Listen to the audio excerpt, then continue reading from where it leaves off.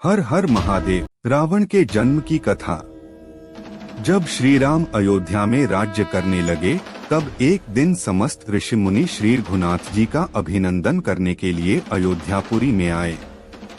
श्री रामचंद्र जी ने उन सबका यथोचित सत्कार किया।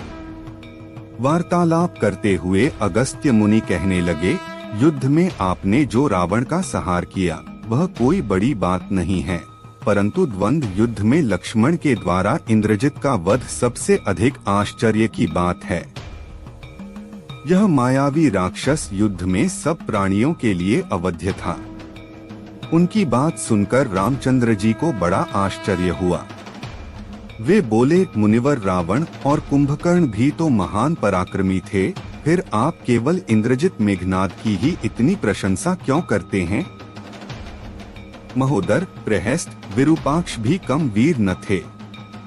इस पर अगस्त्य मुनि बोले, इस प्रश्न का उत्तर देने से पहले मैं तुम्हें रावण के जन्म, वर प्राप्ति आदि का विवरण सुनाता हूँ।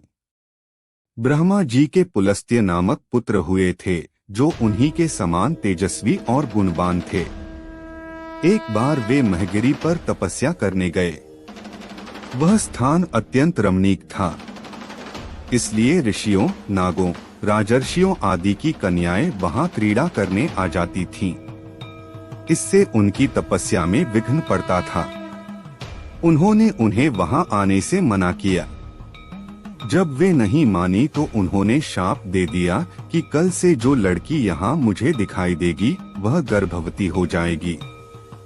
शेष सब कन्याओं ने तो वहां आना बंद कर दिया, परंतु राजर्षि त्रिनबिंदु की कन्या शाप की बात से अनजान होने के कारण उस आश्रम में आ गई और महर्षि के दृष्टि पड़ते ही गर्भवती हो गई। जब त्रिनबिंदु को यह बात मालूम हुई तो उन्होंने अपने कन्या को पत्नी के रूप में महर्षि को अर्पित कर दिया। इस प्रकार विश्रवा का जन्म हुआ, जो अपने पिता के समान वेदविद और धर्मात्मा हुआ। महामुनि भरद्वाज ने अपनी कन्या का विवाह विश्रवा से कर दिया। उनके वैश्रवण नामक पुत्र हुआ। वह भी धर्मात्मा और विद्वान था। उसने भारी तपस्या करके ब्रह्मा जी को प्रसन्न किया और यम, इंद्र तथा वरुण के सदृश लोकपाल का पद पाया। फिर उसने त्रिकूट पर्वत पर बसी लंका को अपना निवास स्थान बनाया और राक्षसों पर राज्य करने लगा। श्री राम ने आश्चर्य से पूछा, तो क्या कुबेर और रावण से भी पहले लंका में मांसभक्षी राक्षस रहते थे? फिर उनका पूर्वज कौन था? यह सुनने के लिए मुझे कौतूहल हो रहा है। तब अगस्त्य जी बोले, पूर्व काल में ब्रह्मा जी ने अनेक जल जंतु बनाए और उनसे समुद्र के जल की रक्षा करने के लिए कहा। तब उन जंतुओं में से कुछ बोले कि हम इसका रक्षा करेंगे और कुछ ने कहा कि हम इसका यक्षण पूजा करेंगे। इस पर ब्रह्मा जी ने कहा कि जो रक्षण करेगा वह राक्षस कहलाएगा और जो यक्षण करेगा वह यक्ष कहलाएगा। इस प्रकार वे दो जातियों में बंट गए। राक्षसों में हेति और प्रहेति दो भाई थे। प्रहेति तपस्या करने चला गया, परंतु हेति ने भया से विवाह किया, जिससे उसके विद्युत्केश नामक पुत्र उत्पन्न हुआ। विद्युत्केश के सुकेश नामक पराक्रमी पुत्र हुआ। सुकेश के माल्यवान, सुमाली और माली नामक 3 पुत्र हुए। तीनों ने ब्रह्मा जी की तपस्या करके यह वरदान प्राप्त कर लिए कि हम लोगों का प्रेम अटूट हो और हमें कोई पराजित न कर सके। वर पाकर वे निर्भय हो गए और सुरों असुरों को सताने लगे। उन्होंने विश्वकर्मा से एक अत्यंत सुंदर नगर बनाने के लिए कहा। इस पर विश्वकर्मा ने उन्हें लंकापुरी का पता बताकर भेज दिया। वहां वे बड़े आनंद के साथ रहने लगे। माल्यवान के वज्रमुष्टि, विरूपाक्ष, दुर्मुख, सुप्तघ्न, यज्ञकोप, मत्त और उन्मत्त नामक 7 पुत्र हुए। सुमाली के प्रहस्त्र, अकंपन, विकट, कालिकामुख, धूम्राक्ष, दंड, सुपार्श्व, संहनादि, प्रधस एवं भारकर्ण नाम के 10 पुत्र हुए। माली के अनल, अनिल, हर और संपाति नामक 4 पुत्र हुए। ये सब बलवान और दुष्ट प्रकृति होने के कारण ऋषि मुनियों को कष्ट दिया करते थे। उनके कष्टों से दुखी होकर ऋषि मुनिगण जब भगवान विष्णु की शरण में गए तो उन्होंने आश्वासन दिया कि हे ऋषियों, मैं इन दुष्टों का अवश्य ही नाश करूंगा। जब राक्षसों को विष्णु के इस आश्वासन की सूचना मिली तो वे सब मंत्रणा करके संगठित हो माली के सेनापतित्व में इंद्रलोक पर आक्रमण करने के लिए चल पड़े। समाचार पाकर भगवान विष्णु ने अपने अस्त्र शस्त्र संभाले और राक्षसों का संहार करने लगे। सेनापति माली सहित बहुत से राक्षस मारे गए और शेष लंका की ओर भाग गए। जब भागते हुए राक्षसों का भी नारायण संहार करने लगे तो माल्यवान क्रुद्ध होकर युद्ध भूमि में लौट पड़ा। भगवान विष्णु के हाथों अंत में वह भी काल का ग्रास बना। शेष बचे हुए राक्षस सुमाली के नेतृत्व में लंका को त्याग कर पाताल में जा बसे और लंका पर कुबेर का राज्य स्थापित हुआ। अब मैं तुम्हें रावण के जन्म की कथा सुनाता हूँ। राक्षसों के विनाश से दुखी होकर सुमाली ने अपनी पुत्री कैकसी से कहा कि पुत्री, राक्षस वंश के कल्याण के लिए मैं चाहता हूँ कि तुम परम पराक्रमी महर्षि विश्रवा के पास जाकर उनसे पुत्र प्राप्त करो। वही पुत्र हम राक्षसों की देवताओं से रक्षा कर सकता है। अगस्त्य मुनि ने कहना जारी रखा। पिता की आज्ञा पाकर कैकसी विश्रवा के पास गई।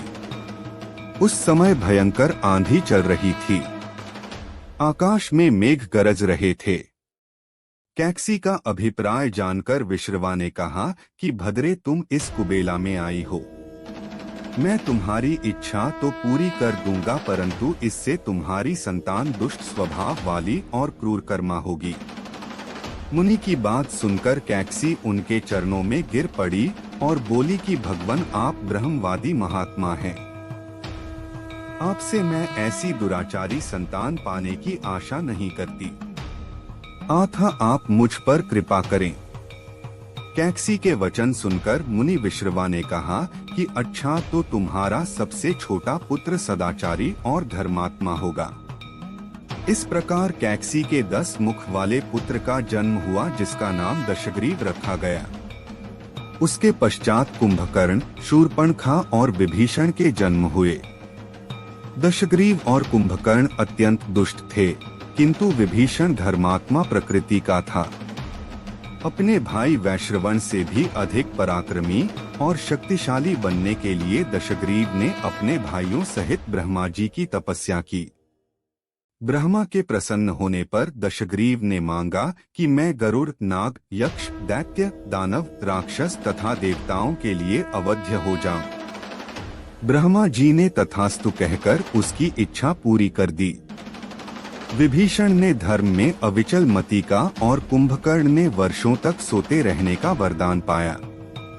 फिर दशग्रीव ने लंका के राजा कुबेर को विवश किया कि वह लंका छोड़कर अपना राज्य उसे सौंप दे। अपने पिता विश्रवा के समझाने पर कुबेर ने लंका का परित्याग कर दिया और रावण अपनी सेना, भाइयों तथा सेवकों के साथ लंका में रहने लगा। लंका में जम जाने के बाद अपने बहन शूर्पणखा का विवाह कालका के पुत्र दानवराज विद्युविह्वा के साथ कर दिया। उसने स्वयं दिति के पुत्र मय की कन्या मंदोदरी से विवाह किया, जो हेमा नामक अप्सरा के गर्भ से उत्पन्न हुई थी। विरोचन कुमार बलि की पुत्री वज्रज्वला से कुंभकर्ण का और गंधर्वराज महात्मा शैलूष की कन्या सरमा से विभीषण का विवाह हुआ। कुछ समय पश्चात मंदोदरी ने मेघनाद को जन्म दिया, जो इंद्र को परास्त कर संसार में इंद्रजित के नाम से प्रसिद्ध हुआ। सत्ता के मद में रावण उच्छृंखल हो देवताओं, ऋषियों, यक्षों और गंधर्वों को नाना प्रकार से कष्ट देने लगा। एक बार उसने कुबेर पर चढ़ाई करके उसे युद्ध में पराजित कर दिया और अपनी विजय की स्मृति के रूप में कुबेर के पुष्पक विमान पर अधिकार कर लिया। उस विमान का वेग मन के समान तीव्र था। वह अपने ऊपर बैठे हुए लोगों की इच्छानुसार छोटा या बड़ा रूप धारण कर सकता था। विमान में मणि और सोने की सीढ़ियां बनी हुई थीं और तपाए हुए सोने के आसन बने हुए थे। उस विमान पर बैठकर जब वह श्रवण नाम से प्रसिद्ध सरकंडों के विशाल वन से होकर जा रहा था तो भगवान शंकर के पार्षद नंदीश्वर ने उसे रोकते हुए कहा कि दशग्रीव, इस वन में स्थित पर्वत पर भगवान शंकर क्रीड़ा करते हैं, इसलिए यहाँ सभी सुर, असुर, यक्ष आदि का आना निषिद्ध कर दिया गया है। नंदीश्वर के वचनों से क्रुद्ध होकर रावण विमान से उतरकर भगवान शंकर की ओर चला। उसे रोकने के लिए उससे थोड़ी दूर पर हाथ में शूल लिए नंदी दूसरे शिव की भांति खड़े हो गए। उनका मुख वानर जैसा था। उसे देखकर रावण ठहाका मारकर हंस पड़ा। इससे कुपित हो नंदी बोले कि दशानन, तुमने मेरे वानर रूप की अवहेलना की है, इसलिए तुम्हारे कुल का नाश करने के लिए मेरे ही समान पराक्रमी रूप और तेज से संपन्न वानर उत्पन्न होंगे। रावण ने इस ओर तनिक भी ध्यान नहीं दिया और बोला कि जिस पर्वत ने मेरे विमान की यात्रा में बाधा डाली है, आज मैं उसी को उखाड़ फेंकूंगा। यह कहकर उसने पर्वत के निचले भाग में हाथ डालकर उसे उठाने का प्रयत्न किया। जब पर्वत हिलने लगा तो भगवान शंकर ने उस पर्वत को अपने पैर के अंगूठे से दबा दिया। इससे रावण का हाथ बुरी तरह से दब गया और वह पीड़ा से चिल्लाने लगा। जब वह किसी प्रकार से हाथ न निकाल सका तो रोते भगवान शंकर की स्तुति और क्षमा प्रार्थना करने लगा। इस पर भगवान शंकर ने उसे क्षमा कर दिया और उसके प्रार्थना करने पर उसे एक चंद्रहास नामक खड्ग भी दिया। अगस्त्य मुनि ने आगे कहा, एक दिन हिमालय प्रदेश में भ्रमण करते हुए रावण ने अमित तेजस्वी ब्रह्मर्षि कुशध्वज की कन्या वेदवती को तपस्या करते देखा। उस देखकर वह मुग्ध हो गया और उसके पास आकर उसका परिचय तथा अविवाहित रहने का कारण पूछा। वेदवती ने अपने परिचय देने के पश्चात बताया कि मेरे पिता विष्णु से मेरे विवाह करना चाहते थे। इससे क्रुद्ध होकर मेरी कामना करने वाले दैत्यराज शंभु ने सोते में उनका वध कर दिया। उनके मरने पर मेरी माता भी दुर्भागी होकर चिता में प्रविष्ट हो गई। तब से मैं अपने पिता के इच्छा पूरी करने के लिए भगवान विष्णु की तपस्या कर रही हूँ। उन्हीं को मैंने अपना पति मान लिया है।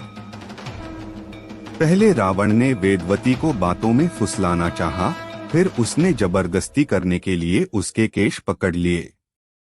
वेदवती ने एक ही झटके में पकड़े हुए केश काट डाले।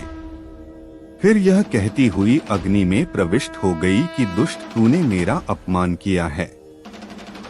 इस समय तो मैं यह शरीर त्याग रही हूँ, परंतु तेरा विनाश करने के लिए फिर जन्म लूंगी। अगले जन्म में मैं अयोनिजा कन्या के रूप में जन्म लेकर किसी धर्मात्मा की पुत्री बनूंगी। अगले जन्म में वह कन्या कमल के रूप में उत्पन्न हुई। उस सुंदर कांति वाली कमल कन्या को एक दिन रावण अपने महलों में ले गया। उसे देखकर ज्योतिषियों ने कहा कि राजन, यदि यह कमल कन्या आपके घर में रही तो आपके और आपके कुल के विनाश का कारण बनेगी।